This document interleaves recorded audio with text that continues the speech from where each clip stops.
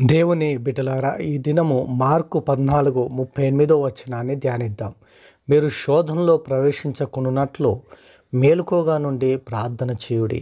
దేవునికి మహిమ కలుగును గాక. దేవుని బిడ్డలారా, యేసు ప్రభు శిష్యులతో మాట్లాడుతున్న మాటలివి.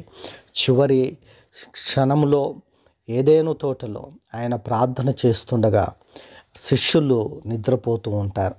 ఆ సమయంలో యేసు ప్రభు వారి దగ్గరకు వచ్చి, మీరు శోధనలో ప్రవేశించకున్నట్లుగా మేలుకోగుండి ప్రార్థన చేయుడి అని తెలియచేసినాడు. దేవుని బిడ్డలారా, అయినప్పటికీ శిష్యులు తిరిగి వాళ్ళు నిద్రపోతూ ఉంటారు. అది వారికి భయంకరమైన భారమైన నిద్ర వారికి వస్తూ ఉంది. అయితే వారు శోధనలో పడిపోతారు, వారు చెదిరిపోతారు, వారు భయంకరమైన భయంతో నింపబడతారు.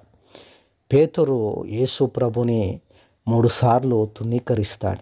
ఎంత భయంకరమైన శోధనలు వాళ్ళు పడిపోతారు. ఎందుకంటే వారు ప్రార్థన చేసి దానిని జయించలేకపోయినారు.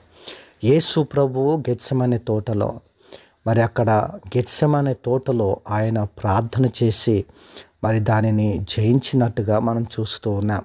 అందుకే ఆయన సిలువను మోసి దేవుని మహిమార్థమై లోక కళ్యాణ నిమిత్తమై ఆయన పాప ప్రాయశ్చిత్తము చేసి మరణించి 3వ దినం తిరిగి లేచిండు.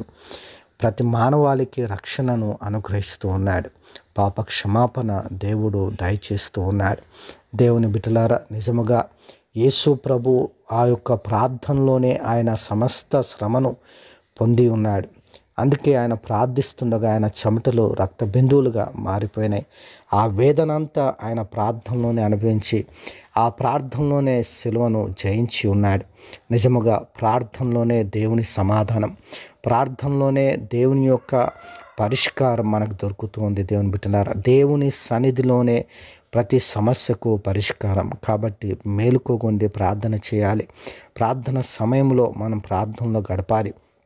అప్పుడు దేవుని జయాన్ని మన జీవితంలో చూస్తాం. దేవుడి వాక్యం మన వెనుకల్లో దీవించునుగాక. ఆమెన్.